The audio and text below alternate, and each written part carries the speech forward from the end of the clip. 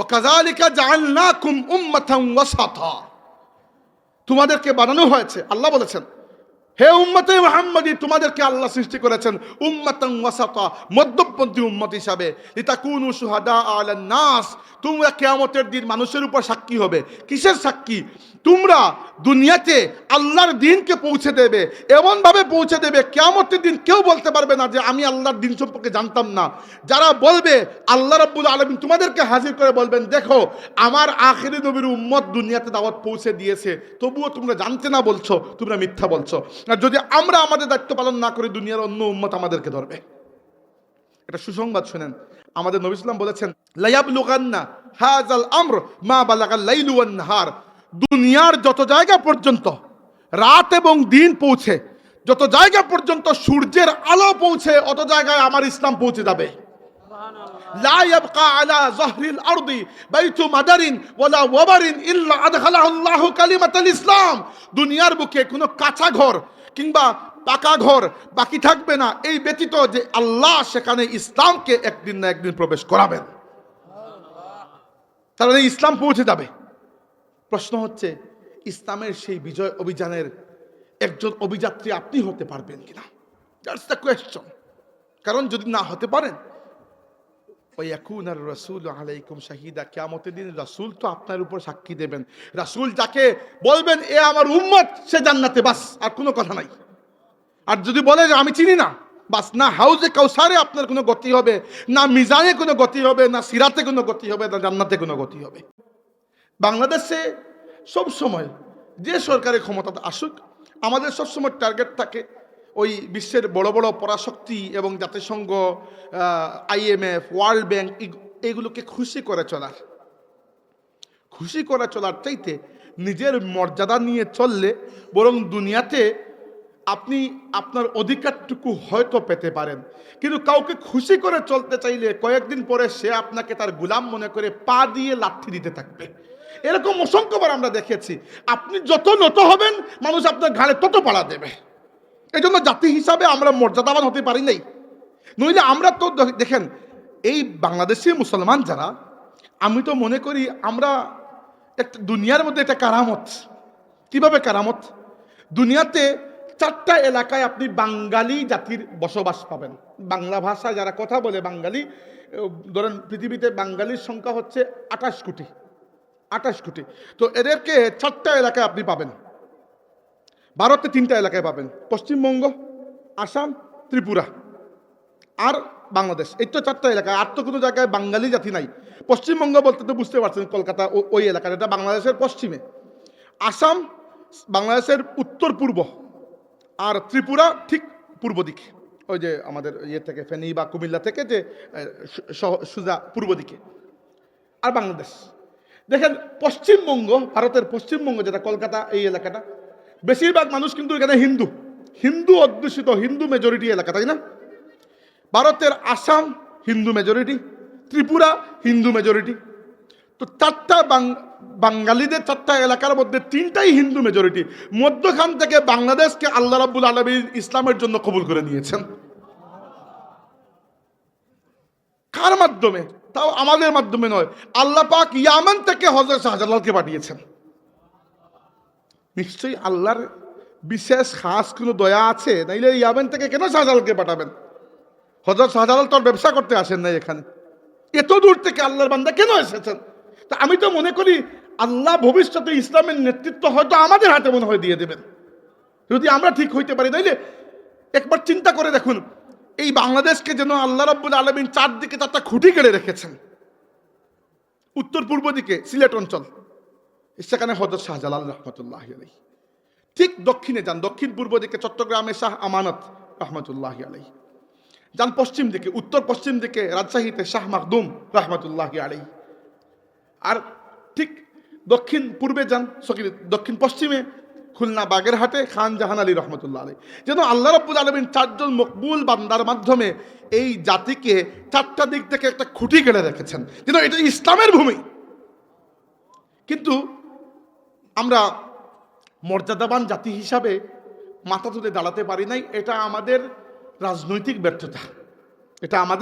ব্যর্থতা, আল্লাহ তাবারাকা ওয়া তাআলা বলেছেন, ওয়াকাযালিকা জাআলনাকুম, এমন ভাবে তোমাদেরকে আমি আল্লাহ বানিয়েছি উম্মাতান ওয়াসাতা, মধ্যপন্থী উম্মত হিসেবে।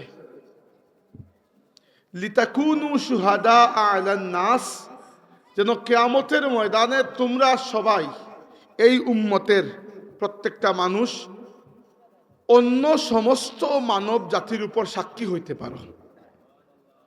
ওয়ায়াকুনার রাসূলু আলাইকুম শাহিদা, আর আমার রাসূল কিয়ামতের ময়দানে তোমাদের উপর সাক্ষী হয়ে দাঁড়াবেন। বাকি আপাতত পরে সময় থাকলে বলবো, আপাতত এই আয়াতটা খুবই গুরুত্বপূর্ণ। এখানে আল্লাহ রাব্বুল আলামিন কথা বলেছেন মূলত তিনটা এই আয়াতের মধ্যে। প্রথম কথা হচ্ছে যে তোমরা, আল্লাহ ডাক দিয়ে বলেছেন আমাদেরকে যে হে আমার হাবিব মুহাম্মদ সাল্লাল্লাহু আলাইহি ওয়াসাল্লামের উম্মত, তোমাদেরকে বলছি শুনো, ওয়াকাযালিকা জাআলনাকুম, তোমাদেরকে আমি আল্লাহ এমনভাবে বানিয়েছি উম্মাতান ওয়াসাতা, যে তোমরা একটা মধ্যবর্তী উম্মত, মধ্যমপন্থী উম্মত। মধ্যমপন্থী উম্মতের অর্থ হচ্ছে যে উম্মত ইফরাত এবং তাফরিত, বাড়াবাড়ি এবং ছাড়াছাড়ি থেকে বেঁচে থাকে, যারা সব সময় মধ্যপন্থা অবলম্বন করে। এমনকি সাহাবী আব্দুল্লাহ ইবনে আব্বাস রাদিয়াল্লাহু আনহু বলেছেন, মধ্যপন্থী উম্মত দ্বারা আল্লাহ বুঝিয়েছেন যে আমরা হচ্ছি শ্রেষ্ঠ উম্মত। কিভাবে মধ্যপন্থী? সব দিক থেকে আমরা মধ্যপন্থী। উদাহরণস্বরূপ আমরা আকীদার ক্ষেত্রে মধ্যপন্থী। কিভাবে? আমাদের আগের যে উম্মত বনি ইসরাইল, বনি ইসরাইলকে আল্লাহ দুইজন রাসূল দিয়েছিলেন। সাধারণত কোনো উম্মতের জন্য দুইজন রাসূল আসেন না। নবী অনেকেই আসতে পারেন, রাসূল মাত্র একজন আসেন। নবী এবং রাসূলের মধ্যে পার্থক্য আছে। নবী একটু রাসূল থেকে মর্যাদা একটু কম, রাসূলের মর্যাদা একটু বেশি। নবীদের সংখ্যা 1,24,000, রাসূলের সংখ্যা 315। অর্থাৎ সব রাসূল নবী, কিন্তু সব নবী রাসূল নন। বুঝতে পেরেছেন? আচ্ছা, তো একটা উম্মতের জন্য আল্লাহ অনেক নবী পাঠান, কিন্তু রাসূল মাত্র একজন। নবী আর রাসূলের একটা পার্থক্য হচ্ছে, নবীকে আল্লাহ কোনো কিতাব দেন না, রাসূলকে কিতাব দেন। কিতাব দিলেই তিনি রাসূল হয়ে যান। আমাদের নবী, নবী এবং রাসূল।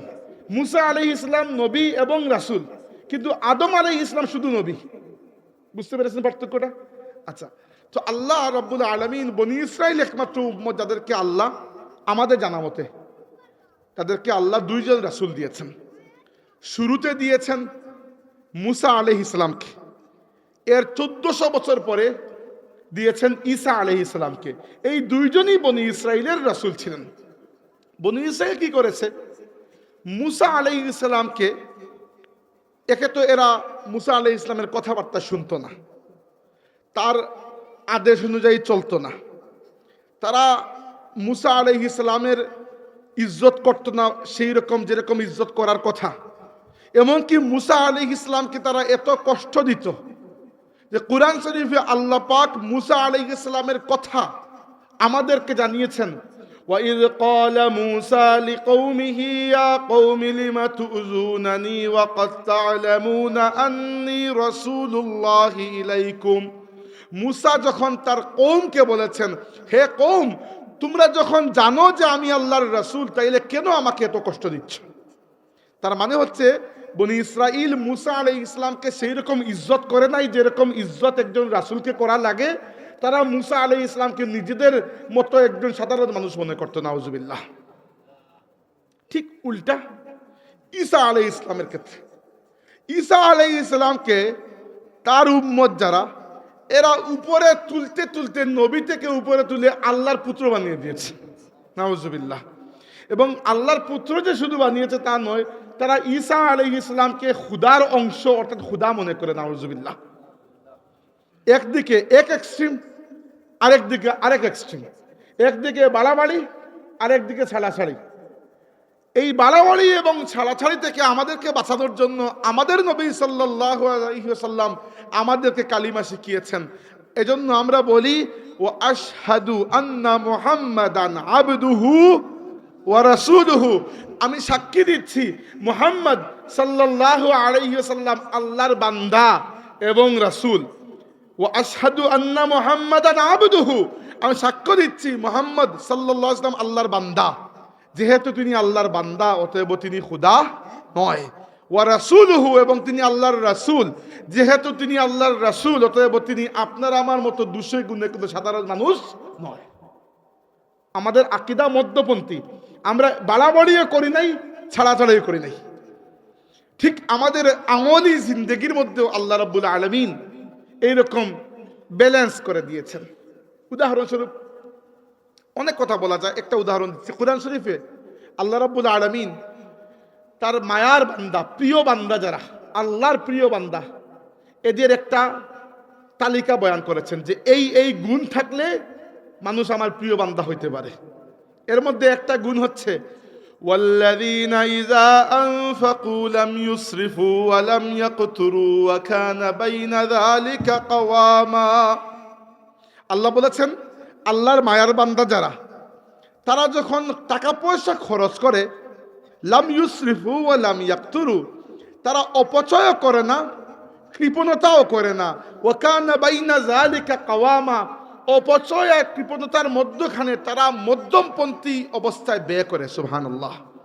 অর্থাৎ কিছু মানুষ আছে খুব বেশি অপচয়কারী, টাকা পয়সা আছে এজন্য টাকা পয়সা খরচ করতে আর কোনো বাধা দেয় না। বললে সবাই চিনে যাবেন, এজন্য বলতেছি না। একটা উদাহরণ মনে আসছিল, হুদাই বলে আরেকটা টপিক বানানো।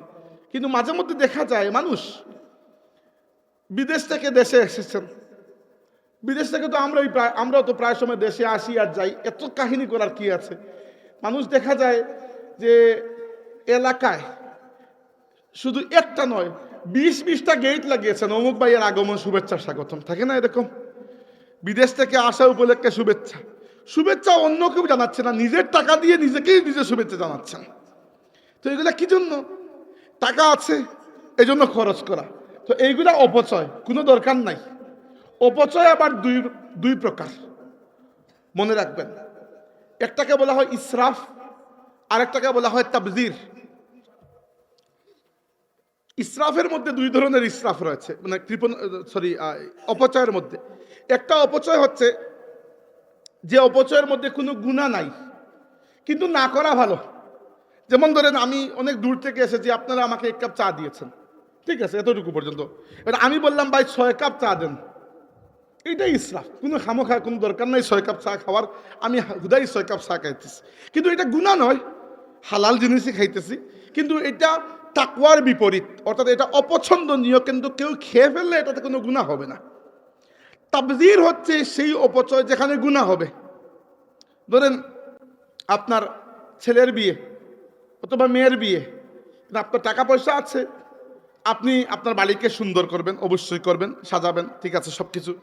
কিন্তু ধরেন আপনি আপনার যে এলাকা, ধরেন মুকাম বাজার, এই মুকাম বাজার থেকে লাগাইছেন মরিচ লাইট, লাগাইয়া একেবারে নিয়ে গেছেন মুন্সিবাজার পর্যন্ত।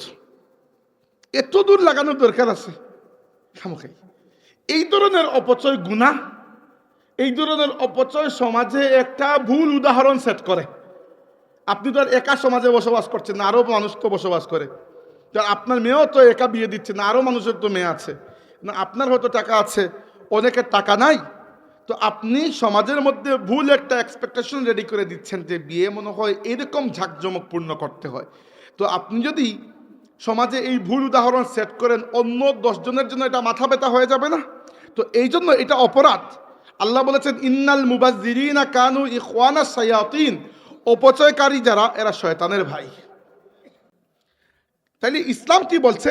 ওয়াল্লাযীনা ইযা আনফাকু, যারা ব্যয় করার সময় যখন ব্যয় করে, লাম ইউসরিফু ওয়া লাম ইয়াকতুরু, তারা অপচয় করে না, আবার ওয়ালাম ইয়াকতুরু, কৃপণতাও করে না। কিছু মানুষ আছে এমন কৃপণ, দেখবেন আপনি ধনী মানুষ, মোটামুটি টাকা পয়সা আছে, এই পরিমাণ সামর্থ্য আছে যে নিজের বৃদ্ধ বাবা বা বৃদ্ধ মাকে মৃত্যুর আগে একবার আল্লাহর বাড়ি সফর করিয়ে আনতে পারবে, এই পরিমাণ টাকা পয়সা আছে, কিন্তু কোনো খেয়াল নাই। আছে না এরকম সন্তান? আছে। এটা তো অনেক বেশি বলে ফেললাম। অনেক মানুষ আছে ঈদের সময় নিজের বউকে একটা শাড়িও কিনে দেয় না, তো এইরকম কৃপণ হয়ে এত টাকা বগলের মধ্যে নিয়ে আপনি টাকা নিয়ে তোর কবরে যাচ্ছেন না। এজন্য টাকা পয়সা খরচ করার সময়ও ইসলামে মধ্যপন্থা অবলম্বন করার কথা বলা হয়েছে, যে টাকা পয়সা যখন ব্যয় করবেন ইসরাফ অর্থাৎ অপচয় করবেন না, আর কৃপণতাও করবেন না। তার মানে আমরা কি বুঝতে পারলাম, যে ইসলাম এমন একটা দিন যেখানে আকীদা থেকে নিয়ে আমল পর্যন্ত সব জায়গায় মধ্যপন্থা অবলম্বন করার কথা বলা হয়েছে। আল্লাহ কি বলেছেন, ওয়াকাযালিকা জাআলনাকুম উম্মাতান ওয়াসাতা, হে উম্মতে মুহাম্মদ তোমাদেরকে আমি আল্লাহ মধ্যপন্থী উম্মত বানিয়েছি। এবং মধ্যপন্থী উম্মত কি জন্য বানিয়েছেন? লিতাকুনু শুহাদা আলান নাস, যেন দুনিয়াত, যেন কিয়ামতের ময়দানে তোমরা মানুষের উপর সাক্ষী দিতে পারো। এটা কত বড় যে দায়িত্ব, আর এটা কত বড় যে সম্মানের বিষয়, দুনিয়াতে এটা আপনি বুঝতেই পারবেন না। কারণ এটা বুঝার জন্য দুনিয়া খুবই ছোট। কিয়ামতের ময়দানে গিয়ে দেখবেন দুনিয়ার সমস্ত মানুষের ইজ্জত একদিকে, আর আমার নবীর উম্মতের ইজ্জত আর একদিকে। 24,000 নবীর মাধ্যমে ধাপে ধাপে দেওয়ার কারণ হচ্ছে, যেভাবে একটা শিশু বাচ্চাকে স্কুলে ভর্তি করার পরে ক্লাস 1-এ যখন সে পড়ে তখন সে শুধু ও আ ক খ এগুলা শিখে। এরপরে ক্লাস 2-তে যাওয়ার পরে শব্দ গঠন, বাক্য গঠন করা। ক্লাস 3-তে যাওয়ার পরে সাধারণ একটু গণিত। এবং ক্লাস 2 বা 3-র বাচ্চাকে যদি আপনি এলজাবরা দিয়ে দেন তাহলে পারবে? সে পারবে না। এভাবে মানব জাতি যখন যতটুকু পর্যন্ত মানসিকভাবে বালিগ হয়েছে, আল্লাহ ততটুকু পর্যন্ত হিদায়ত দিয়েছেন যতটুকু মানব জাতি বুঝতে পারবে, আমল করতে পারবে। এভাবে 1,24,000 নবী এসেছেন। একজন নবী হেদায়েতকে একটু পূর্ণ করেছেন, আরেকজন আরেকটু পূর্ণ করেছেন, আরেকজন আরেকটু পূর্ণ করেছেন। যখন আল্লাহ তাবারাকা ওয়া তাআলা দেখেছেন যে তার বান্দারা হিদায়তকে পরিপূর্ণভাবে বুঝতে সক্ষম, এই পরিমাণ মানসিক ডেভেলপমেন্ট হয়ে গেছে, আল্লাহ তাবারাকা ওয়া তাআলা তার আখেরি নবী জনাবে মুহাম্মদুর রাসূলুল্লাহ সাল্লাল্লাহু আলাইহি সাল্লামকে পাঠিয়ে দিয়েছেন। আর আমার নবীর হাতে আল্লাহ নবুয়তকে সমাপ্ত করেছেন। শুধু সমাপ্ত করেন নাই, আল্লাহ আমার নবীর হাতে হিদায়াতকে পরিপূর্ণ করে দিয়েছেন। আমরা তো এটা বিশ্বাস করি যে আমাদের নবীর পরে আর কোনো নবী নাই, করি না এটা বিশ্বাস? এটা তো আকীদা আমাদের। কেন নাই? নাই এজন্য যে যদি হিদায়ত দেওয়া সামান্য বাকি থাকতো তাইলে না নবী আসতেন। যেহেতু আল্লাহ যা হিদায়ত দেওয়ার সবই আল্লাহ দিয়ে দিয়েছেন আমাদের নবী সাল্লাল্লাহু আলাইহি ওয়াসাল্লামের হাত মুবারকের মাধ্যমে, এজন্য আমাদের নবী নবুয়তের দরজাকে চিরতরে বন্ধ করে দিয়ে দুনিয়া থেকে বিদায় নিয়েছেন। কিয়ামত পর্যন্ত নবুয়তের দরজা আর খুলবে না। এমনকি কিয়ামতের আগে যে ঈসা আলাইহিস ইসলাম আবার দুনিয়াতে আসবেন বলে আমরা জানি, হাদিসে পেয়েছি, সেটাও তিনি নবী থাকবেন কিন্তু নবুয়ত করার জন্য আসবেন না, আমার নবীর উম্মতকে নেতৃত্ব দেওয়ার জন্য তিনি আসবেন। নবুয়তের দরজা বন্ধ। এখন একটা জিনিস চিন্তা করেন, নবুয়তের দরজা বন্ধ হয়ে গেছে, হিদায়ত পরিপূর্ণ হয়ে গেছে। একটা বিষয় তো বুঝতে হবে আমাদেরকে, যে এই উম্মত কিন্তু কিয়ামত পর্যন্ত থাকবে, তাই না? এই উম্মত কিয়ামতের আগে ইনশাআল্লাহ ধ্বংস হবে না। আমাদের নবী দোয়া করে আমাদের জন্য ধ্বংসের পথ বন্ধ করে দিয়ে গেছেন। কিভাবে? একবার আমাদের নবী সাল্লাল্লাহু আলাইহি ওয়াসাল্লাম মদিনা শরীফ থেকে একটু আপনারা যারা মদিনা শরীফে গিয়েছেন, জান্নাতুল বাকি থেকে একটু সামনে হাঁটলে একটা মসজিদ আছে। এই মসজিদের নাম হচ্ছে মসজিদুল ইজাবাহ। ওই মসজিদে রাসূলুল্লাহ সাল্লাল্লাহু আলাইহি ওয়াসাল্লাম একদিন অনেক লম্বা সময় দোয়া করলেন। আব্দুল্লাহ ইবনে ওমর রাদিয়াল্লাহু আনহু জিজ্ঞেস করলেন, ইয়া রাসূলুল্লাহ, এত লম্বা সময় কি দোয়া করলেন? রাসূল সাল্লাল্লাহু আলাইহি ওয়াসাল্লাম বললেন, আমি আল্লাহ রাব্বুল আলামিনের কাছে 3টা জিনিস চেয়েছি, আমার আল্লাহ 2টা জিনিস আমাকে সাথে সাথে দিয়ে দিয়েছেন, আর একটা দোয়াকে আল্লাহ ফিরিয়ে দিয়েছেন। আমার নবীর জীবনের কোনো দোয়াকেই আল্লাহ ফিরান নাই, শুধু ওই একটা দোয়াকে আল্লাহ ফিরিয়ে দিয়েছেন। প্রথমে আমি দোয়া করেছি, নবী বলেছেন, প্রথমে আমি দোয়া করেছি, হে আল্লাহ, আমার উম্মত যেন নূহ আলাইহিস ইসলামের উম্মতের মতো ডুবে না মারা যায়। অর্থাৎ কোনো প্রাকৃতিক কুদরতি গজব দিয়ে তুমি আমার সমস্ত উম্মতকে যেন ধ্বংস না করো। আল্লাহ সাথে সাথে কবুল করেছেন, গ্যারান্টি দিয়েছেন এই উম্মতকে আল্লাহ গজব দিয়ে ধ্বংস করবেন না। বাজ পড়ে এক দুজন মানুষ মারা যাবে, কিন্তু পুরো উম্মতের উপরে গজব কখনো আসবে না, এটা নিশ্চিত থাকেন। 2 নম্বর, আল্লাহ নবী দোয়া করেছেন যে হে আল্লাহ, বাইরের কোনো শত্রু আমার পুরো উম্মতকে যেন ধ্বংস করতে না পারে, আল্লাহ সেটাকেও কবুল করে দিয়েছেন। তো এই উম্মতের উপর যিনি যে পরাশক্তি যত আযাব নিয়ে আসুক না কেন, শেষ পর্যন্ত এই উম্মত দুনিয়াতে মাথা তুলে দাঁড়াবে ইনশাআল্লাহ। এমনকি আমাদের নবী যখন দুনিয়া থেকে বিদায় নেন, আরবের বহুত মানুষ মনে করেছিল ইসলাম শেষ। আল্লাহ রাব্বুল আলামিন আবু বকর রাদিয়াল্লাহু আনহুর মাধ্যমে ইসলামের পতাকাকে উড্ডীন করেছেন। আমাদের নবী সাল্লাল্লাহু আলাইহি ওয়াসাল্লামের ইন্তেকালের প্রায় 50 বছর পরে কারবালায় যখন আমার নবীর পরিবারের সদস্যদেরকে নির্মমভাবে শহীদ করা হলো, হুসাইন রাদিয়াল্লাহু আনহু সহ, অনেকেই মনে করেছেন যে নবীর পরিবারের এই পতাকা মনে হয় ভুলণ্ঠিত হয়ে গেল।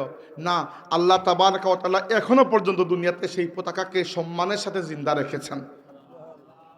এরপরে ইসলামের নেতৃত্ব ছিল আরবদের হাতে, আরবদেরকে আল্লাহ কবুল করেছিলেন, কারণ তারা নবীর দেশের মানুষ। কিন্তু আল্লাহ সুযোগ দেন একবার দুইবার, যদি আপনি বারবার সুযোগ পেও নিজেকে নালায়েক প্রমাণ করেন, তাহলে আল্লাহ আপনার হাত থেকে পতাকা নিয়ে নেবেন। এটা আল্লাহর সুন্নত। আল্লাহ বলেছেন ওয়া ইন তাতাওয়াল্লাউ ইয়াস্তাবদিল কওমান গায়রাকুম, হে মুসলমানরা, তোমরা যদি আমার দিনকে পিঠ দেখাও, আমি আল্লাহ তোমাদেরকে পরিবর্তন করে অন্য জাতিকে নেতৃত্বে নিয়ে আসব।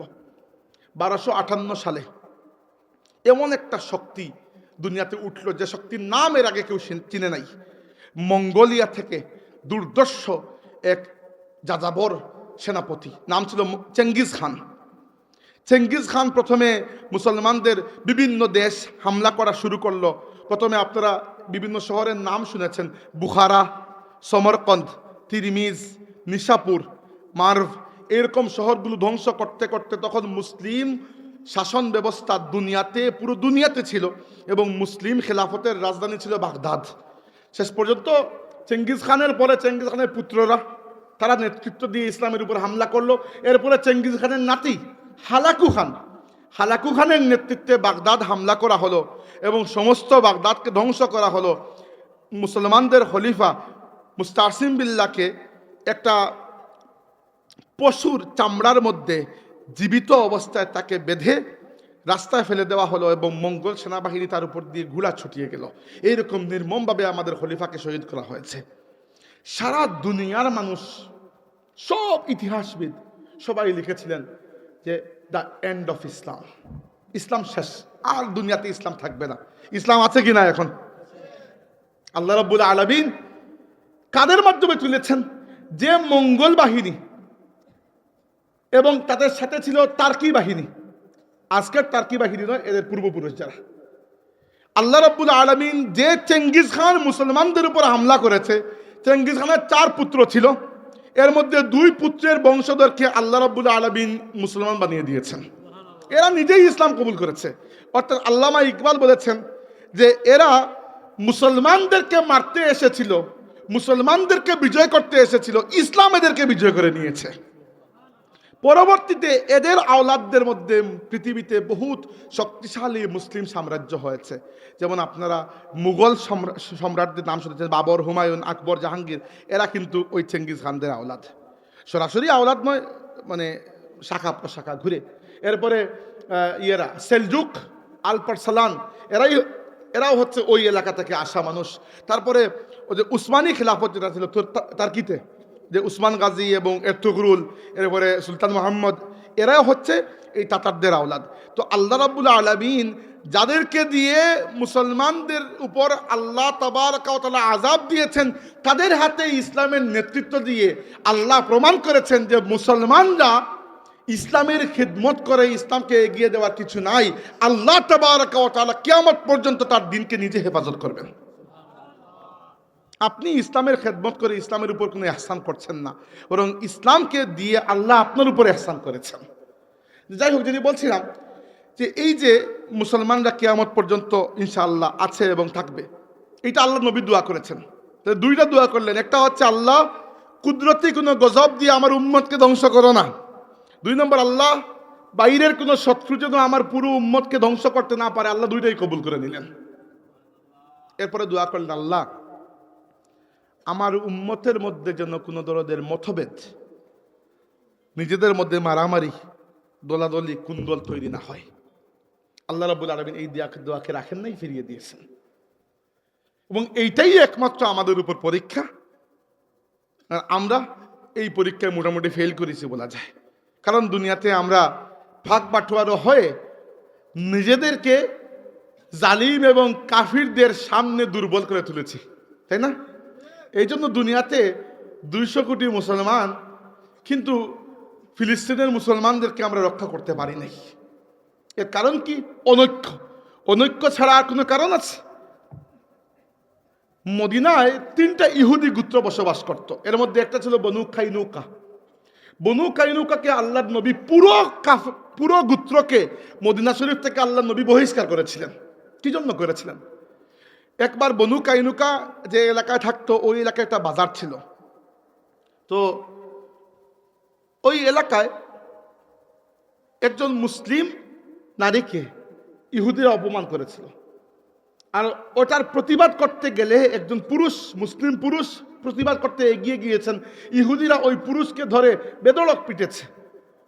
এই যে মুসলিম একজন মহিলার অপমান, একজন মুসলিম পুরুষের অপমান আল্লাহর রাসূল সহ্য করেন নাই, বনু কাইনুকা গোত্রকে মদিনা থেকে বের করে দিয়েছেন। আর আজকে পৃথিবীতে ইহুদিদের সংখ্যা মাত্র 2.25 কোটি। পৃথিবীতে মানুষের সংখ্যা 800 কোটি। 800 কোটি বর্তমানে। ইহুদি এর মধ্যে মাত্র 2.25 কোটি। মুসলমানদের সংখ্যা প্রায় 200 কোটি। 200 কোটি মুসলমান মিলে গত 2 বছরে আপনার ফিলিস্তিনি মুসলমান ভাইদেরকে বাঁচাতে পেরেছেন? 70,000 মুসলমান শহীদ হলো। আমরা তো কিছুই করতে পারি নাই। এই জন্য আমরা করতে চাই নাই, চাইলে তো পারতাম। এবং আমার সবসময় বিশ্বাস যে মুসলমানরা চাইলে পারত, আল্লাহ তৌফিক দিতেন। আর এই পরিমাণ সামরিক এবং অর্থনৈতিক শক্তি ছিল না শুধু একটা, সেটা নিয়ত ছিল না। কারণ কি?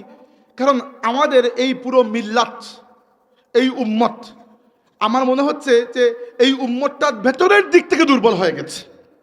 কি জন্য দুর্বল হয়েছে জানেন? দুর্বল হয়েছে একটাই কারণে। এই উম্মত ধরতে পারেন, এই উম্মতে প্রত্যেকটা মানুষ, ধরেন সভাপতি সাহেব, উনি, আমি, আমরা সবাই এক একটা ইট। কিন্তু শুধু ইটের উপর ইট রেখে তো বিল্ডিং বানানো যায় না। পরে ইটগুলো পড়ে যাবে, মধ্যখানে সিমেন্ট দিতে হয়, তাইলে আঁকড়ে ধরবে। এই সিমেন্টটা আসলে কি? একটু কোরআন হাদিস খুঁজে দেখবেন, মুসলমানদের মধ্যে যে ভ্রাতৃত্ব বন্ধন, যে মায়া মহব্বত, ওই সিমেন্টটা হচ্ছে আল্লাহর রসুলের মহব্বত। আল্লাহর রসুলের মহব্বত আমাদেরকে একে অন্যের সাথে আঁকড়ে রাখে। আমি উনাকে মহব্বত করি একমাত্র এজন্য যে আমি যে নবীর নামে কালিমা পড়েছি, উনিও এই নবীর নামে কালিমা পড়েছেন। আল্লাহর রসুলকে আমরা আমাদের শিরতাজ হিসাবে সরিয়ে দিয়েছি। আল্লাহর রসুলকে আমরা, আল্লাহর রসুলের আকীদাত মহব্বতকে আমরা দিল থেকে কমিয়ে দিয়েছি। এজন্য আমাদের মধ্যখানের যে আঠা, যেটা আমাদেরকে জুড়ে রাখে, সেটা শেষ হয়ে গেছে।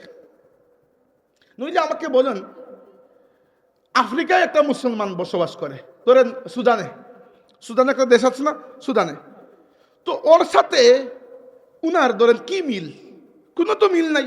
উনার কালার একরকম, ওর কালার আর একরকম। উনার পোশাক একরকম, ওর পোশাক আর একরকম। উনার ভাষা, ওর ভাষা। উনার খাদ্য, ওর খাদ্য। উনার এলাকার যে পরিবেশ এবং আবহাওয়া, ওর আবহাওয়া সম্পূর্ণ ভিন্ন। তবুও একটা ভ্রাতৃত্ব আছে, সেটা হচ্ছে কালিমার ভ্রাতৃত্ব, ইসলামের ভ্রাতৃত্ব। এবং সাহাবায়ে কেরাম এই যে ভ্রাতৃত্ব বন্ধনে আবদ্ধ হয়েছিলেন শুধু একজনকে ঘিরে, তিনি হচ্ছেন মুহাম্মদুর রাসূলুল্লাহ সাল্লাল্লাহু আলাইহি ওয়াসাল্লাম। আমরা আল্লাহর রসুলকে আমাদের কলবের মধ্যে সেইরকম জায়গা দিতে সম্ভবত পারছি না, এরকম জায়গা দেওয়া দরকার। এই জন্য আমাদের কলব আস্তে আস্তে মরে যাচ্ছে। আমাদের মধ্যে একটা সম্পর্ক ছিল, সেই সম্পর্ক আস্তে আস্তে ভেঙে যাচ্ছে। আমি আপনাকে ছোট্ট একটা উদাহরণ দিই যে এই কথা কি জন্য বললাম, ভালো করে শুনুন। যদিও আমার ব্যক্তিগত ঘটনা, কিন্তু জরুরি ঘটনা। 2023 সালে সিলেটে সরকারি আলিয়া মাদ্রাসা মাঠে একটা আন্তর্জাতিক শানি রিসালাত মহাসম্মেলন হয়েছিল 2023 সালে। এরও আগে আরো 2বার হয়েছিল। 2004-এ একবার হয়েছিল, ফুলতুলি সাবকুল্লাহ রহমতুল্লাহ তখন দুনিয়াতে ছিলেন। 2017 সালে একবার হয়েছিল, আর 2023 সালে একবার। তো বহু বিদেশি মেহমান এসেছেন, এর মধ্যে ওনাদের বক্তব্যের অনুবাদ করা লাগে। তো কেউ আরবি ভাষায় বক্তব্য দেন, কেউ ইংরেজি ভাষায়। তো কয়েকজন, বেশিরভাগের অনুবাদ তো করেছেন আমার বড় ভাই জনাব মৌলানা আহমদ হাসান চৌধুরী সাহেব, আপনারা চিনেন তো সম্ভবত ওনাকে। আর দুই একজনের অনুবাদ করার দায়িত্ব আমার উপর পড়েছে। একজনের ইংরেজি অনুবাদ আমি করেছি, দুইজনের আরবি অনুবাদ। তো এর মধ্যে একজন ছিলেন মক্কা শরীফের প্রখ্যাত সাইয়্যিদ খানদানের, আল্লাহর রসুলের খানদানের একজন প্রখ্যাত বুজুর্গ, এবং তিনি নিজেও একজন বড় আলিম। তার নাম উবাইদুল্লাহ আত্তাস, সৈয়দ উবাইদুল্লাহ আত্তাস। তো আমি প্রস্তাব দিলাম যে আমি যেহেতু আজকে রাতে উনার অনুবাদ করব, একবার যদি উনার সাথে বসে একবার কথা বলে ফেলি যে কোন কোন বিষয়ে উনি বক্তব্য দিবেন, আমার জন্য মানসিক একটা প্রস্তুতি। একেবারে তো মুখস্থ বলতে পারবেন না উনি যে কি বলবেন, কিন্তু একটা যদি ধারণা থাকে যে এই সাবজেক্টের উপর, তাহলে আমি একটা মানসিক প্রস্তুতি থাকলো আমার। ঠিক আছে, কর্তৃপক্ষ আমাকে বললেন তাইলে ঠিক আছে, তুমি নিজে তোমার নিজের মানে ইয়েতে গিয়ে দেখা করো, তোমার নিজের টাইমে গিয়ে দেখা করে ফেলো। তো এরকম সকাল বা দুপুরের সময় সিলেটে রোজভিউ হোটেলে তারা অবস্থান করছিলেন। তো আমি হোটেলে চলে গেলাম এবং উনার কামরায় গিয়ে আমার পরিচয় দিলাম এবং বললাম যে হজরত, আজকে রাতে যখন আপনি বক্তব্য দিবেন, আপনার বক্তৃতার অনুবাদ করার দায়িত্ব আমার উপর পড়েছে। তো আমি আপনার কাছে জানতে এসেছি যে কোন কোন বিষয়ে আপনি কথা বলবেন। তো উনি আমাকে স্বাভাবিক যতটুকু বলার যে আমি চিন্তা করেছি এই বিষয়ে বক্তব্য দেব, বাস কথা হয়ে গেল। উনি আমাকে বসালেন, বললেন যে চা খাও। তো উনি নিজের জন্য চা বানিয়েছেন, আমাকেও চা দিয়েছেন। ওই সময় গল্প শুরু হয়েছে একটু। তো উনি জানলেন, জিজ্ঞেস করে যে আমি কি করি, উনি জানলেন আমি মানে মোটামুটি পড়ালেখা করি বা পড়ালেখা কিছুটা আছে। এই জন্য উনি আমাকে জিজ্ঞেস করলেন একটা হাদিসের ব্যাপারে। সহিহ মুসলিম শরীফ কিতাবের মধ্যে এই হাদিস রয়েছে এবং ওই হাদিসের মধ্যে আমাদের নবী সাল্লাল্লাহু আলাইহি ওয়াসাল্লাম দাজ্জালের ব্যাপারে কথা বলেছেন। তো উনি আমাকে জিজ্ঞেস করলেন ওই হাদিস সম্পর্কে আমি জানি কি না। আমি বললাম জি, আমার পড়া আছে, আমি হাদিসটা পড়েছি, ওই কিতাব আমার পড়া আছে। তো হাদিসের মধ্যে কি বলা হয়েছে? হাদিসের মধ্যে রাসূলুল্লাহ সাল্লাল্লাহু আলাইহি ওয়াসাল্লাম বলেছেন, হে আমার উম্মত, যখন দুনিয়াতে দাজ্জাল আসবে, তখন যদি আমি তোমাদের মধ্যে থাকি, তাহলে আমি তোমাদের সবার পক্ষ থেকে একা দাজ্জালকে মোকাবেলা করে ফেলবো। আর যদি আমি না থাকি, তাহলে তোমরা নিজেরা নিজেদের জিম্মাদার। এই হচ্ছে হাদিসের মূল কথা। তো উনি আমাকে জিজ্ঞেস করলেন যে তুমি এটা দিয়ে কি বুঝলে? তো আমি আপনাদেরকে যেটা বলছি ওটাই উনাকে বললাম যে এটাই বুঝছি এবং স্বাভাবিকভাবে এটাই বোঝা যায়। তো উনি বললেন না, এই হাদিসের একটা গভীর অর্থ আছে। গভীর অর্থ কি? প্রথমে বুঝেন, দাজ্জাল সেই ফিতনা, যে ফিতনার সম্পর্কে আল্লাহ নবী আমাদেরকে বলেছেন, মা বাইনা খালকি আদামা ইলা কিয়ামিস সাআতি আমরুন আকবারু মিনাদ দাজ্জাল। আদম আলাইহিস ইসলামকে আল্লাহ যখন সৃষ্টি করেছেন, সেই সময় থেকে নিয়ে কিয়ামত পর্যন্ত দাজ্জালের চাইতে বড় কোনো ফিতনা আর আসবে না। নাউজুবিল্লাহ, এত বড় ফিতনা চিন্তা করতে পারেন? এখন ওই শায়েখ আমাকে জিজ্ঞেস করলেন যে তুমি বলো যে এই হাদিস দ্বারা কি বুঝতে পেরেছো? তো আমি বললাম যে বাবা স্বাভাবিক, আমি বুঝতে পেরেছি এইটা, এই আল্লাহ নবী বলেছেন আমি যদি দুনিয়াতে থাকি, আমি দাজ্জালকে মোকাবেলা করে ফেলবো, তোমার আর কেউ কিছু করা লাগবে না, আর আমি না থাকলে তোমরা নিজেরা নিজেদের জিম্মাদার। উনি বললেন যে রাসূলুল্লাহ সাল্লাল্লাহু আলাইহি ওয়াসাল্লাম এই কথা কেন বলেছেন যে আমি যদি তোমাদের মধ্যে থাকি? কারণ রাসূলুল্লাহ সাল্লাল্লাহু আলাইহি ওয়াসাল্লাম আমাদেরকে বারবার বলেছেন, অন্য বহুত হাদিসের মধ্যে পাওয়া যায় যে দাজ্জাল আসবে কিয়ামতের ঠিক আগে, এবং আল্লাহর নবী খুব ভালো করে জানেন এতদিন পর্যন্ত তিনি দুনিয়াতে থাকবেন না। এত শত বছর তো আর কেউ দুনিয়াবি হায়াত পায় না। শুধু তাই নয়, রাসূলুল্লাহ সাল্লাল্লাহু আলাইহি ওয়াসাল্লামের অন্য হাদিস থেকে এটাও জানা যায় যে ইন্তেকালের আগে আল্লাহ নবী সাল্লাল্লাহু আলাইহি ওয়াসাল্লামকে আল্লাহ রাব্বুল আলামিন জানিয়ে দিয়েছেন এবং রাসূল সাল্লাল্লাহু আলাইহি ওয়াসাল্লাম বারবার বলেছেন যে হে আমার উম্মত, তোমাদের সাথে আর সাক্ষাৎ হবে না, আমি চলে যাব, ইত্যাদি ইত্যাদি। তার মানে আল্লাহ নবী সাল্লাল্লাহু আলাইহি ওয়াসাল্লামকে আল্লাহ জানিয়ে দিয়েছেন যে কিয়ামত পর্যন্ত আপনি দুনিয়াতে মানে ইহজগতে থাকবেন না। তবুও রাসূলুল্লাহ সাল্লাল্লাহু আলাইহি ওয়াসাল্লাম কেন বলেছেন যে আমি তোমাদের মধ্যে থাকলে দাজ্জালকে মোকাবেলা করে ফেলবো? আমি বললাম আমি তো জানি না, আপনি বলুন। তো ওই শায়েখ আমাকে বললেন এবং আমার জীবনের একটা সবক হয়ে গেছে ওই কথা। তিনি বললেন যে দেখো, রাসূলুল্লাহ সাল্লাল্লাহু আলাইহি ওয়াসাল্লাম খুব ভালো করে জানেন যে দাজ্জাল কিয়ামতের ঠিক আগে আগে আসবে। এটাও খুব ভালো করে জানেন যে এতদিন পর্যন্ত তিনি ইহজগতে থাকবেন না। তবুও তিনি বলেছেন হে আমার উম্মত, আমি যদি তোমাদের মধ্যে থাকি তাইলে দাজ্জালকে মোকাবেলা করে ফেলবো। তার মানে আল্লাহর নবী এইটা দিয়ে সরাসরি সামনে থাকাকে শুধুমাত্র উদ্দেশ্য করেন নাই, বরং অন্য কিছুকে উদ্দেশ্য করেছেন। কি উদ্দেশ্য করেছেন? আল্লাহর রসুলের এই কথার গভীর একটা অর্থ আছে। অর্থ হচ্ছে, হে আমার উম্মত, কিয়ামতের আগে হোক আর যখনই হোক, দাজ্জাল যখন দুনিয়াতে আসবে, যদি আমি মুহাম্মদুর রাসূলুল্লাহ তোমাদের অন্তরের মধ্যে থাকি, তাইলে তোমরা দাজ্জালকে মোকাবেলা করতে পারবে।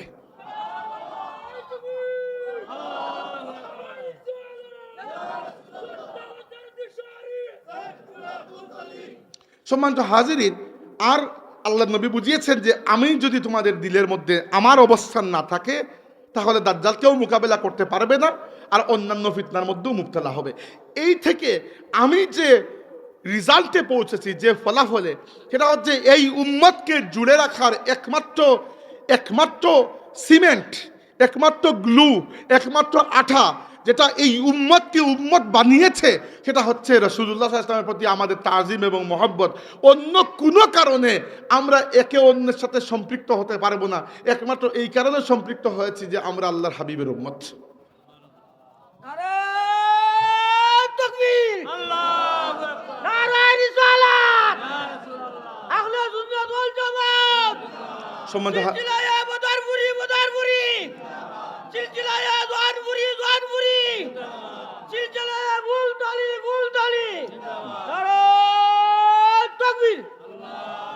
সম্মানিত হাজিরিন, এই তো গেল যে আমাদের দুর্বলতা। প্রথম দুর্বলতা হচ্ছে আমাদের অন্তর থেকে আল্লাহর হাবিবের মহব্বত আস্তে আস্তে কমে যাচ্ছে।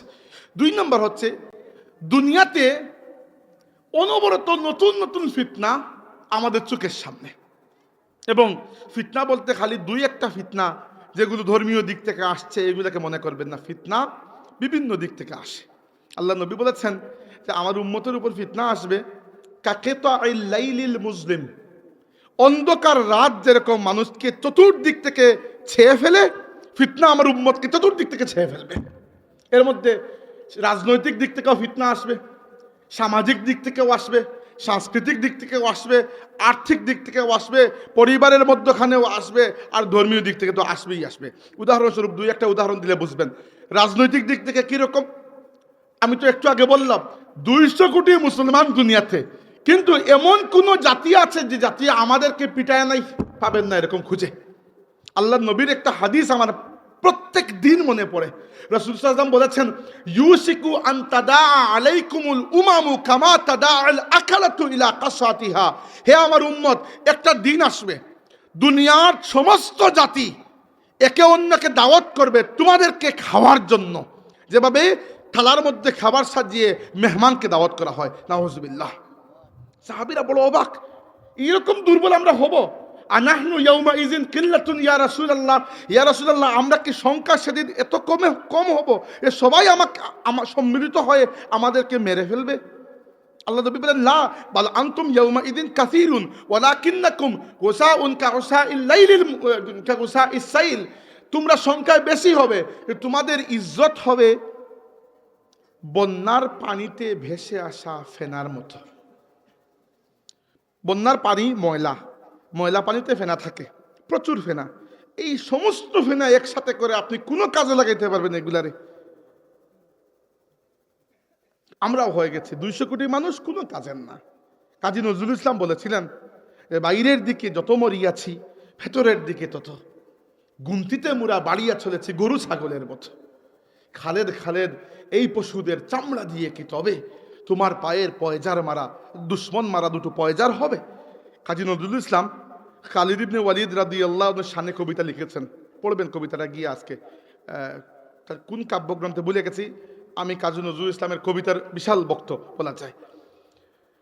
তো উনি বলেছেন যে বাইরের দিকে যত মরিয়াছি ভেতরের দিকে তত। এই উম্মত আমরা বাইরের শক্তিও আমাদের নাই, ভিতরের রুহানিয়ত নাই। খালি কি হয়েছে, গুনতিতে মুরা বাড়িয়া চলেছে গরু ছাগলের মতো। আমাদের সংখ্যা কত? যে 200 কোটি। মিলে কি করেন? যে কিছুই করতে পারি না, গুলার আন্ডা। নইলে আপনি দেখেন যে প্রথমে আমরা মাইর খাই নাই কার হাতে? প্রথমে আমেরিকা, আফগানিস্তান, ইরাক এবং লিবিয়া এই মুসলিম দেশগুলোকে ধ্বংস করলো। খ্রিস্টানরা মারলো আমাদেরকে, ইহুদিরা, ইসরায়েলের ইহুদিরা ফিলিস্তিনে মারতেছে আজ থেকে নয়, 1948 সাল থেকে। সবচেয়ে দুনিয়ার মধ্যে শান্তিবাদী মানুষ যাদেরকে বলা হয় বৌদ্ধ, সেই বৌদ্ধরা মায়ানমারে রোহিঙ্গা মুসলমানদের উপর 2017 সালে কি ভয়াবহ টর্চারটা করেছে। আমাদের পাশের দেশ, আমাদের তো না জানার কোনো কারণ নাই। কোনো বিচার হয়েছে? জাতিসংঘ কোনো বিচার করছে? করবে কখনো আপনার মনে হয়? মুসলমানদের আল্লাহ ছাড়া কোনো বন্ধু নাই, সুজা হিসাব। জাতিসংঘ আর ওই আরো বিভিন্ন সংঘ, বাংলাদেশে সব সময় যে সরকারের ক্ষমতা আসুক, আমাদের সবসময় টার্গেট থাকে ওই বিশ্বের বড় বড় পরাশক্তি এবং জাতিসংঘ, IMF, ওয়ার্ল্ড ব্যাংক, এগুলোকে খুশি করে চলার। খুশি করে চলার চাইতে নিজের মর্যাদা নিয়ে চললে বরং দুনিয়াতে আপনি আপনার অধিকারটুকু হয়তো পেতে পারেন। কিন্তু কাউকে খুশি করে চলতে চাইলে কয়েকদিন পরে সে আপনাকে তার গোলাম মনে করে পা দিয়ে লাথি দিতে থাকবে। এরকম অসংখ্যবার আমরা দেখেছি। আপনি যত নত হবেন, মানুষ আপনার ঘাড়ে তত পাড়া দেবে। এই জন্য জাতি হিসাবে আমরা মর্যাদাবান হতে পারি নাই। নইলে আমরা তো দেখেন, এই বাংলাদেশি মুসলমান যারা, আমি তো মনে করি আমরা একটা দুনিয়ার মধ্যে একটা কারামত। কিভাবে কারামত? দুনিয়াতে 4টা এলাকায় আপনি বাঙালি জাতির বসবাস পাবেন। বাংলা ভাষায় যারা কথা বলে বাঙালি, ধরেন পৃথিবীতে বাঙালির সংখ্যা হচ্ছে 28 কোটি। 28 কোটি। তো এদেরকে 4টা এলাকায় আপনি পাবেন। ভারতে 3টা এলাকায় পাবেন, পশ্চিমবঙ্গ, আসাম, ত্রিপুরা আর বাংলাদেশ। এই তো 4টা এলাকায়। আর তো কোনো জায়গায় বাঙালি জাতি নাই। পশ্চিমবঙ্গ বলতে তো বুঝতে পারছেন, কলকাতা ওই এলাকাটা, এটা বাংলাদেশের পশ্চিমে। আসাম বাংলাদেশের উত্তর পূর্ব, আর ত্রিপুরা ঠিক পূর্ব দিকে, ওই যে আমাদের ইয়ে থেকে ফেনী বা কুমিল্লা থেকে যে সোজা পূর্ব দিকে। আর বাংলাদেশ দেখেন, পশ্চিমবঙ্গ, ভারতের পশ্চিমবঙ্গ যেটা কলকাতা, এই এলাকাটা বেশিরভাগ মানুষ কিন্তু এখানে হিন্দু, হিন্দু অধ্যুষিত, হিন্দু মেজরিটি এলাকা, তাই না? ভারতের আসাম হিন্দু মেজরিটি, ত্রিপুরা হিন্দু মেজরিটি। তো 4টা বাঙালিদের 4টা এলাকার মধ্যে 3টাই হিন্দু মেজরিটি। মধ্যখান থেকে বাংলাদেশকে আল্লাহ রাব্বুল আলামিন ইসলামের জন্য কবুল করে নিয়েছেন। কার মাধ্যমে? তাও আমাদের মাধ্যমে নয়। আল্লাহ পাক ইয়ামান থেকে হযরত শাহজালালকে পাঠিয়েছেন। নিশ্চয়ই আল্লাহর বিশেষ খাস কোনো দয়া আছে, নাইলে ইয়ামান থেকে কেন শাহজালালকে পাঠাবেন? হযরত শাহজালাল তো ব্যবসা করতে আসেন নাই এখানে, এত দূর থেকে আল্লাহর বান্দা কেন এসেছেন? তা আমি তো মনে করি আল্লাহ ভবিষ্যতে ইসলামের নেতৃত্ব হয়তো আমাদের হাতে মনে হয় দিয়ে দেবেন, যদি আমরা ঠিক হইতে পারি। তাইলে একবার চিন্তা করে দেখুন, এই বাংলাদেশকে যেন আল্লাহ রাব্বুল আলামিন 4 দিকে 4টা খুঁটি গেড়ে রেখেছেন। উত্তর পূর্ব দিকে সিলেট অঞ্চল, সেখানে হযরত শাহজালাল রহমতুল্লাহি আলাইহি। ঠিক দক্ষিণে যান, দক্ষিণ পূর্ব দিকে চট্টগ্রামে শাহ আমানত রহমতুল্লাহি আলাইহি। যান পশ্চিম দিকে, উত্তর পশ্চিম দিকে রাজশাহীতে শাহ মাখদুম রহমতুল্লাহি আলাইহি। আর ঠিক দক্ষিণ পূর্বে যান, দক্ষিণ পশ্চিমে খুলনা বাগেরহাটে খান জাহান আলী রহমতুল্লাহ আলাইহি। যেন আল্লাহ রাব্বুল আলামিন 4 জন মকবুল বান্দার মাধ্যমে এই জাতিকে 4টা দিক থেকে একটা খুঁটি গেড়ে রেখেছেন, যেন এটা ইসলামের ভূমি।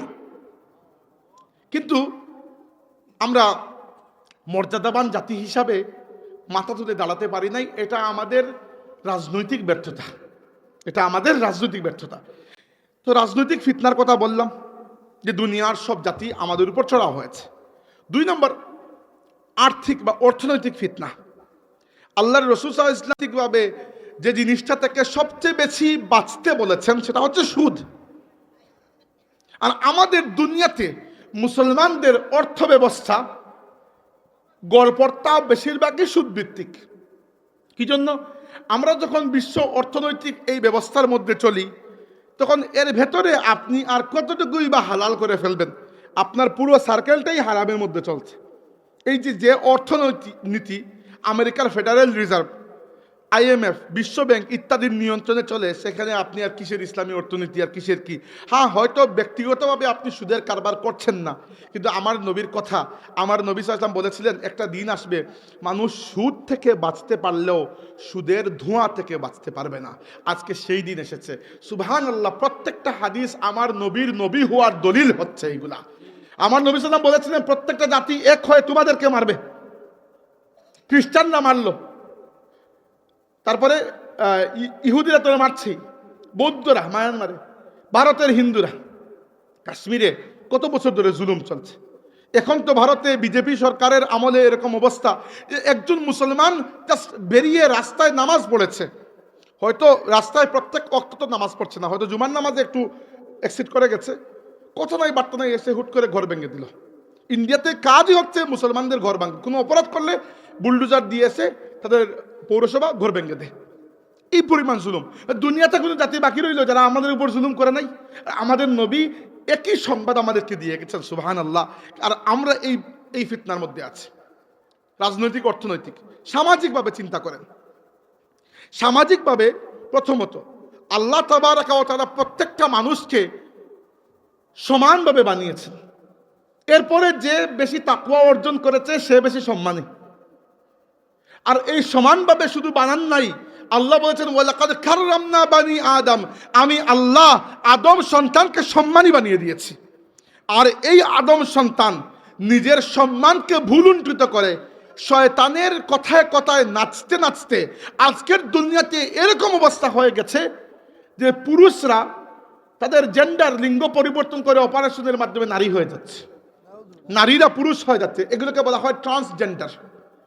এবং একটা গোষ্ঠী বাংলাদেশে এটাকে আইনগত করার জন্য আমাদের শিশুদের বইয়ের মধ্যে এটাকে বৈধভাবে ঢুকানোর চেষ্টা করছে। আগেও তো শুনেছেন এই ব্যাপারে, শুনেন নাই?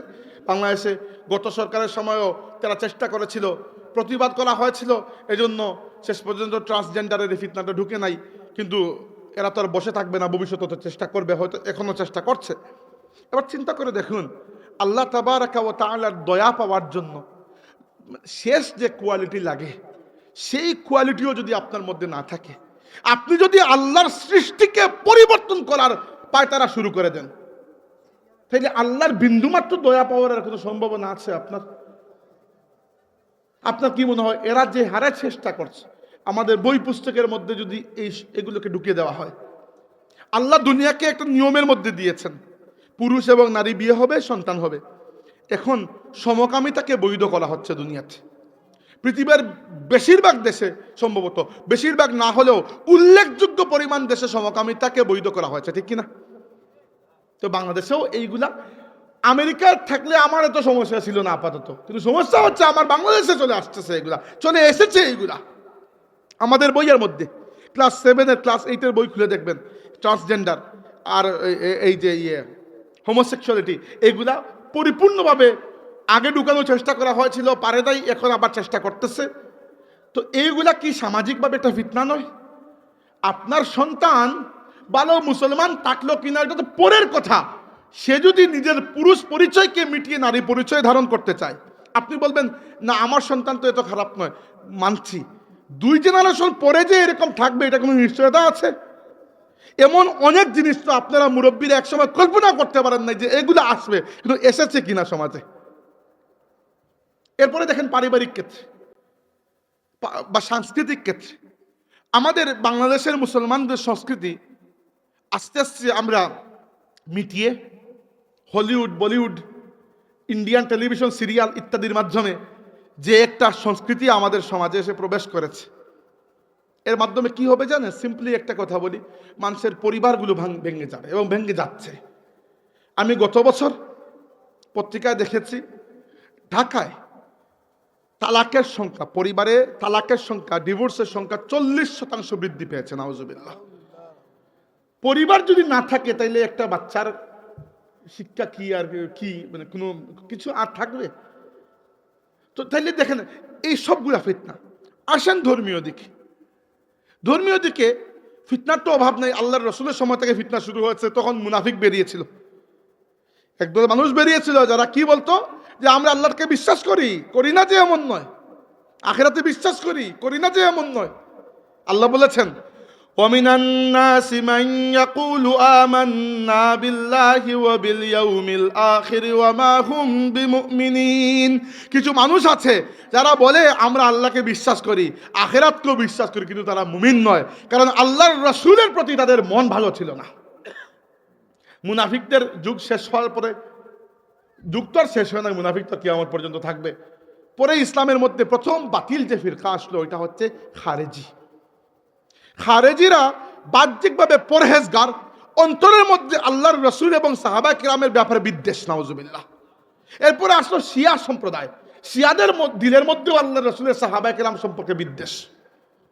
এরপরে আস্তে আস্তে আস্তে আস্তে এক সময় আধুনিক যুগে এসে প্রথমে শুরু হলো যে আমাদের পূর্বসূরি বিভিন্ন মাযহাবের ইমাম যারা, এদেরকে কটূক্তি করা, এদেরকে ছোট করা, এদেরকে ডিমিন করা, এদের খেদমতকে অস্বীকার করা, এদের মাযহাবকে অস্বীকার করা, এবং অস্বীকার করার মাধ্যমে যে এমন একটা পেন্ডুলার বক্স খুলে দেওয়া হলো, প্রত্যেকটা মানুষ যেন মুজাদ্দিদ সেজে গেছে। দেখবেন দুনিয়ার অন্য কোনো জায়গায় মানুষ এত বেশি পরামর্শ দেয় না, দিনী ক্ষেত্রে আসলে সব মানুষ আবার এক্সপার্ট হয়ে যায়। আপনার ডাক্তারি বা ইঞ্জিনিয়ারিং বা আইনি কোনো সমস্যা, আপনিও যাবেন হয় ডাক্তারের কাছে, উকিলের কাছে, ইঞ্জিনিয়ারের কাছে, কিন্তু দিনী ক্ষেত্রে কোনো মাসলা মাসাইল আসলে আমরা কখনো আমাদের আইম্মায়ে কেরামের দিকে দ্বারস্থ হই না, বরং আমরা সবসময় নিজেরা ফতোয়া দিতে শুরু করে দিই। এই একটা মহা সমস্যা। এবং এই যে মাযহাবকে অস্বীকার করার মাধ্যমে একটা ফিতনা শুরু হয়েছে, এই ফিতনা শেষ পর্যন্ত বহুদূর যাবে আমার বিশ্বাস। এবং এই ফিতনার মাধ্যমে মানুষ ক্ষতিগ্রস্ত হচ্ছে। কিভাবে ক্ষতিগ্রস্ত হচ্ছে? যে এক সময় প্রথমে ধরেন সাহাবা কেরামের যুগ, আল্লাহর রসুলের সাহাবিদের মধ্যেও সবাই কিন্তু ফতোয়া দিতেন না। রসুল সাল্লাল্লাহু আলাইহি ওয়াসাল্লাম দুনিয়াতে কত সাহাবি রেখে গিয়েছেন? প্রায় 1.25 লক্ষর মতো সাহাবি রেখে গেছেন। এর মধ্যে উলামায়ে কেরাম বলেছেন যে সর্বোচ্চ পাওয়া যায় 149 জন সাহাবি যারা কখনো একটা বা একাধিক ফতোয়া দিয়েছেন, এত কম। আর বেশি ফতোয়া দিতেন এরকম সাহাবির সংখ্যা মাত্র 15 জন। মানে কি, 15 জন সাহাবি ফতোয়া দিতেন, বাকিরা এদের ফতোয়া মানতেন, কারণ সবাই এক ক্ষেত্রে এক্সপার্ট হন না। খালিদ ইবনে ওয়ালিদ রাদিয়াল্লাহু আনহু ইসলামের খেদমত করেছেন তরবারি দিয়ে, হাসান ইবনে সাবিত কবিতা দিয়ে, আব্দুল্লাহ ইবনে মাসউদ রাদিয়াল্লাহু আনহু তার ফতোয়া দিয়ে, এক একজন এক এক দিকে আল্লাহর দ্বীনের খেদমত করেছেন। রাসূলুল্লাহ সাল্লাল্লাহু আলাইহি ওয়াসাল্লাম দুনিয়া থেকে বিদায় নিয়েছেন। অনেক মানুষ বলে নবীর সময় তো মাযহাব ছিল না, এখন মাযহাবের দরকার কি? আমি আপনাকে বুঝাই, বিষয়টা বুঝার বিষয়, এখানে গাঢ় তেরামির বিষয় নয়। আল্লাহর রসুল যখন দুনিয়া থেকে বিদায় নিয়েছেন, ইসলামের মধ্যে প্রশ্নের পরিমাণ কম ছিল, কারণ আরবরা তখনও একেবারে সাদা সফেদ মুসলমান, একেবারে জেনুইন, এবং এদের মধ্যে একটা সরলতা ছিল। যখন মুসলমানরা দুনিয়া বিজয় করেছেন, আস্তে আস্তে ইসলাম আরব থেকে বেরিয়ে দক্ষিণ দিকে মিশর, আলজেরিয়া, তিউনিসিয়া, মরক্কো, সুদান পর্যন্ত পৌঁছে গেছে, উত্তর দিকে সিরিয়া, ইরাক, লেবানন, ফিলিস্তিন, এই সকল এলাকা পর্যন্ত, পূর্ব দিকে ইরাকের কিছু অংশ হয়ে তারপরে বর্তমান পুরো আরব জাহান, শেষ করে ইরান, ইরান পরে হিন্দুস্তান, চায়না পর্যন্ত, এশিয়া মাইনরের দিকে উজবেকিস্তান পর্যন্ত, ওইদিকে দক্ষিণ পূর্ব দিকে ইন্দোনেশিয়া, মালয়েশিয়া পর্যন্ত ইসলাম পৌঁছে গেছে।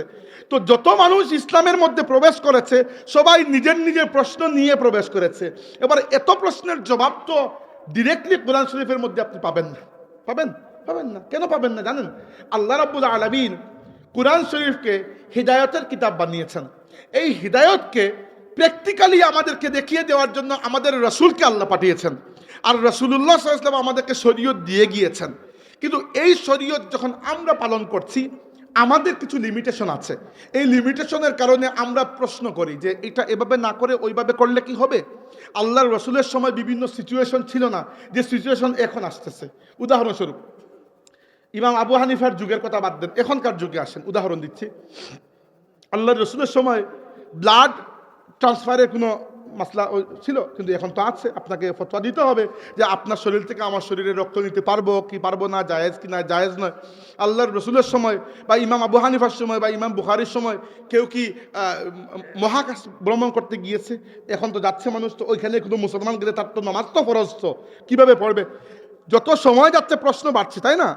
এজন্য উলামায়ে কিরাম আল্লাহর রসুলের 2 জেনারেশন পরে, আল্লাহ নবীর পরে 2 জেনারেশন পরে উলামায়ে কিরাম চিন্তা করেছেন কোরআন, আল্লাহর রসুলের সুন্নাহ এবং সাহাবায়ে কেরামের আমল এবং ফতোয়াকে একসাথে মিলিয়ে কিভাবে মাসলা মাসাইলের সমাধান করা যায়, এই ক্ষেত্রে যদি কিছু নীতি, মূলনীতি বানিয়ে এবং বর্তমান যুগে যে প্রশ্নগুলো আছে সেগুলোর একটা জবাব দিয়ে দেওয়া যায়, তাহলে প্র্যাকটিক্যাল লাইফে মানুষের জন্য ইসলাম পালন করা সহজ হবে। এই কাজ করেছেন প্রায় 22 জন মানুষ। এই জন্য ইসলামে প্রথম মাযহাব ছিল 22টা। পরবর্তীতে এই বাকি মাযহাবগুলো আস্তে আস্তে দেখা গেছে একটার সাথে আরেকটা তেমন কোনো বেশ কম নাই, প্রায় সিমিলার, তাই একটার মধ্যে প্রবেশ করেছে, একটার মধ্যে প্রবেশ করেছে। পরবর্তীতে বাকি রয়েছে 4টা মাযহাব। ইমাম আবু হানিফা রাহমাতুল্লাহির মাযহাব, যাকে আমরা হানাফি মাযহাব বলি।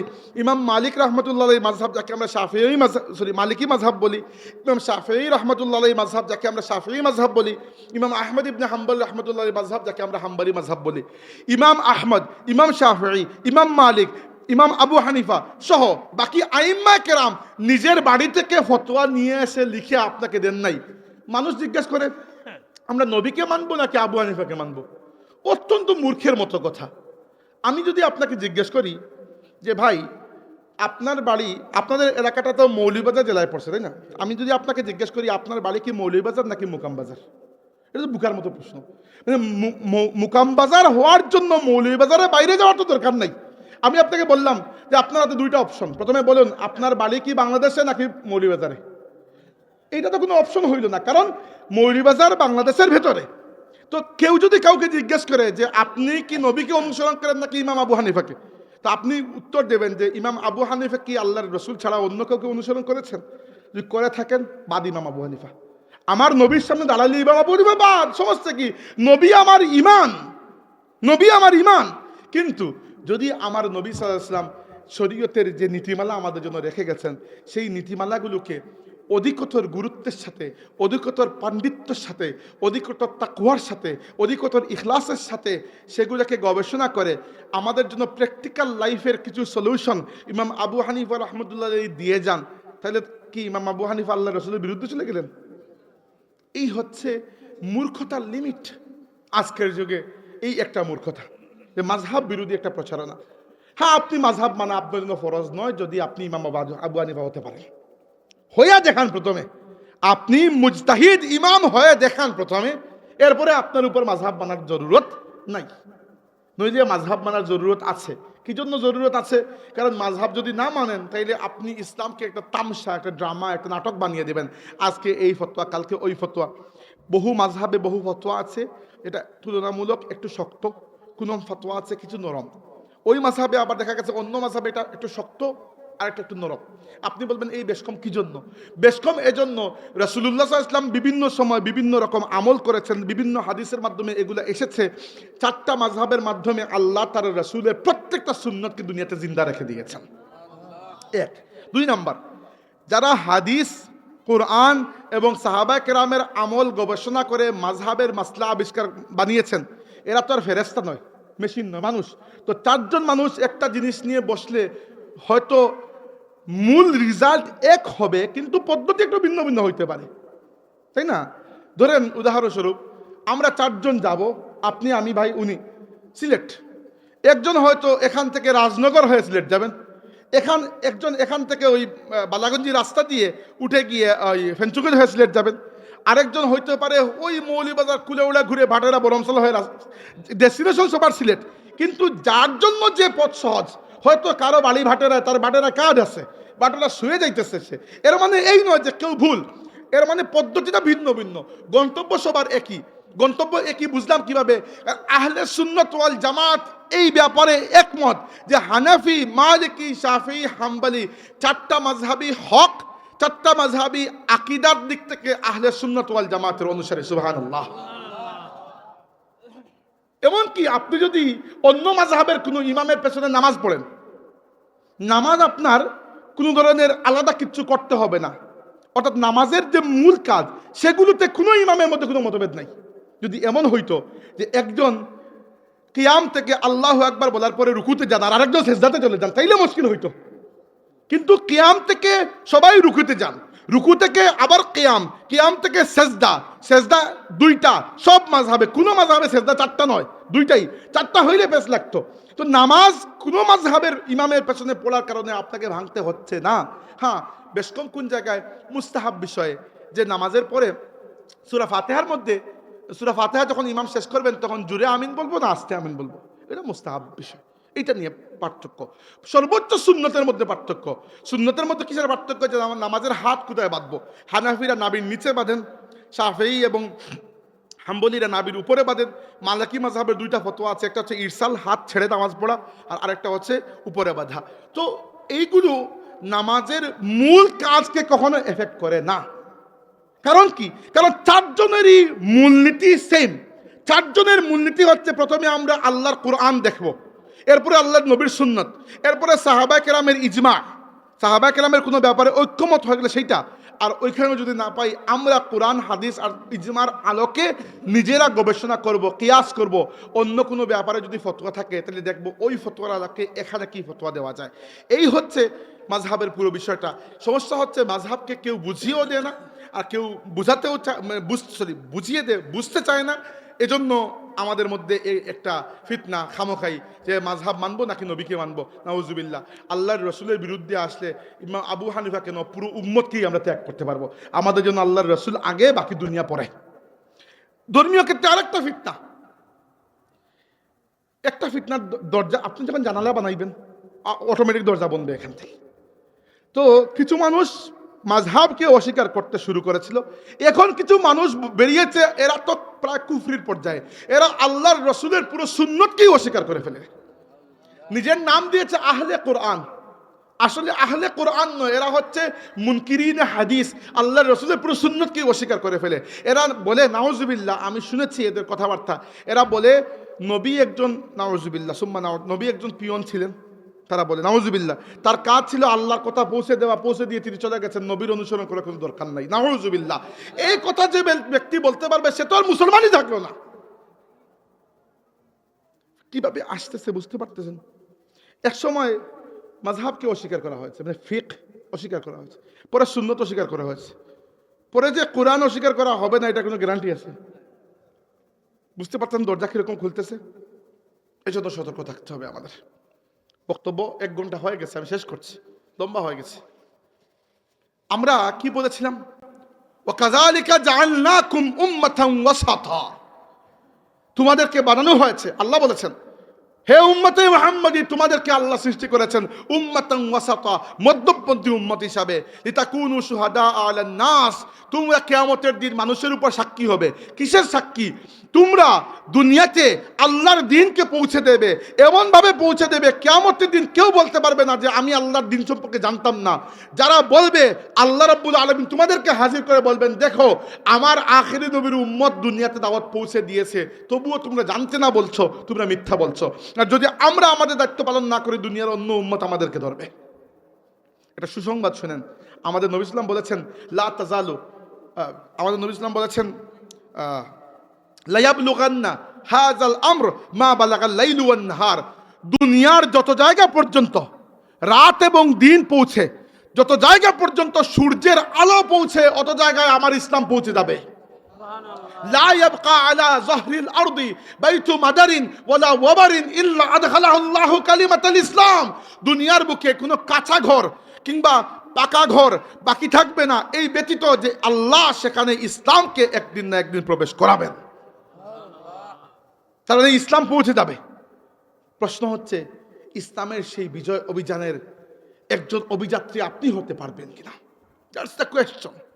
কারণ যদি না হতে পারেন, ওয়ায়াকুনার রাসূলু আলাইকুম শাহিদা, কিয়ামতের দিন রাসূল তো আপনার উপর সাক্ষী দেবেন।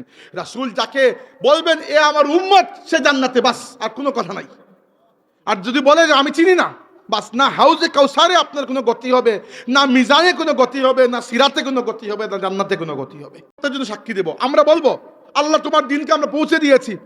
ইন্দোনেশিয়া থেকে অস্ট্রেলিয়া, আর আমেরিকা থেকে দক্ষিণ আমেরিকা, আর ইউরোপ থেকে আফ্রিকা, আরব ভুবন থেকে এশিয়া পর্যন্ত সব জায়গায় তোমার দিনের ফেরি করেছি আমরা। অতএব দিন পায় নাই, দিন পারে নাই, দিন জানে নাই, দিন বুঝে নাই, এরকম কোনো মানুষ নাই, সবার কাছে আমরা দিন পৌঁছে দিচ্ছি। এইটার দায়িত্ব আমাদের। আর নবী সাল্লাল্লাহু আলাইহি ওয়াসাল্লাম কি করবেন? আমাদের উপর সাক্ষী দেবেন, বলবেন আল্লাহ আমার উম্মত, বাস, খালাস। যখন বলে দেবেন আল্লাহ আমার উম্মত, ওই ব্যক্তিকে আযাব তো দূরের কথা, ওই ব্যক্তিকে আমলনামা পরিমাপ করতেও আল্লাহ রাব্বুল আলামিন লজ্জা লাগবে। মনে রাখবেন এই কথাটা। 2টা কাজ করা উচিত। আল্লাহর রসুলের মহব্বত দিলের মধ্যে এমনভাবে ঢুকাইতে হবে যেন কিয়ামতের ময়দানে আল্লাহর রাসূল আপনাকে দেখা মাত্র মুচকি হেসে দেন।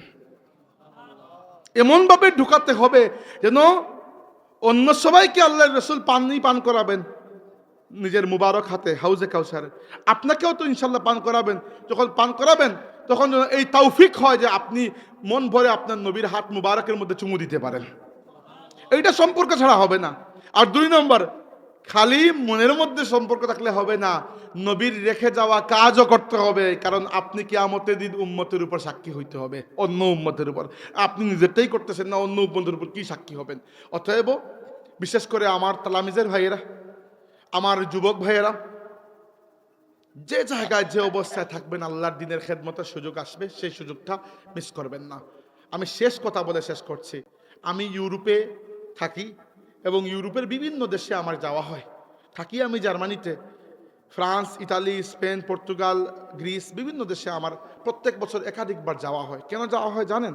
কারণ আপনার মতো মানুষ, আমার ভাইয়েরা, এই এই এই এই আমাদের এই বৃহত্তর সিলেট অঞ্চলের আমাদের সিলসিলার ভাইয়েরা যারা ইউরোপে গেছে রুজি রুটি করার জন্য, এরা রুজি রুটি করার ফাঁকে ফাঁকে একটু সময় বের করে সেখানে মসজিদ বানিয়েছে, দারুল কিরাত শুরু করেছে। ফ্রান্সে এবং স্পেনে মাদ্রাসা হয়েছে, সেখানে মিলাদুন্নবী মাহফিল হয়, সেখানে দারুল কিরাত হয়। সামারে যখন গ্রীষ্মকালীন ছুটি হয় তখন দারুল কিরাত হয় সেখানে। গর্ববোধ করি আমরা দেখার পরে যে এই সকল মানুষ আলিম নয়, সবাই আলিম নয়, সবাই দিনের খেদমতের জন্য আসে নাই, এসেছে নিজের পেটের জন্য। এবং এটা হালাল, হালাল রিজিক অন্বেষণ করা যায়। কিন্তু এই মানুষগুলা আল্লাহকে ভুলে নাই। এই মানুষগুলা আর কেউ নয়, আপনারই ভাই ভাতিজা। কারো বাড়ি মৌলভীবাজার, কারো বাড়ি হবিগঞ্জ, কারো বাড়ি সুনামগঞ্জ, কারো বাড়ি সিলেট, কারো ব্রাহ্মণবাড়িয়া, কারো শরীয়তপুর, ময়মনসিংহের মানুষকেও আমি পাই। ফ্রান্সে একটা দারুল কিরাত আছে আমাদের। ওই দারুল কিরাতে এক একবার প্রায় শত শত ছাত্র এক এক বছর পড়তে আসে।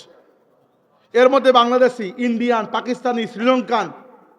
মা বাবা অন্যান্য শহর থেকে প্যারিস শহরে এসে 2 মাস ঘর ভাড়া রাখেন, ভাড়া ঘরে থেকে বাচ্চাদেরকে দারুল কিরাত পড়িয়ে যান। স্পেনে দারুল কিরাত আছে, তারপরে আরো বিভিন্ন জায়গায় তো আছেই। আর ইউকের কথা, ব্রিটেনের কথা তো বললাম না, ওইখানে তো শত শত শাখা। আমেরিকার কথা তো বললাম না, যে যে দেশগুলো ইংলিশে কথা বলে সেখানে তো অভাব নাই মানুষের। আমি বলছি যেখানে ইংলিশ ভাষা চলে না, অন্য ভাষা, সেখানেও আলহামদুলিল্লাহ আমাদের প্রবাসীরা আমাদের গর্ব। এবং বেশিরভাগ প্রবাসী মৌলভীবাজারেরই, বৃহত্তর মৌলভীবাজারেরই পাওয়া যায় আপনাদের।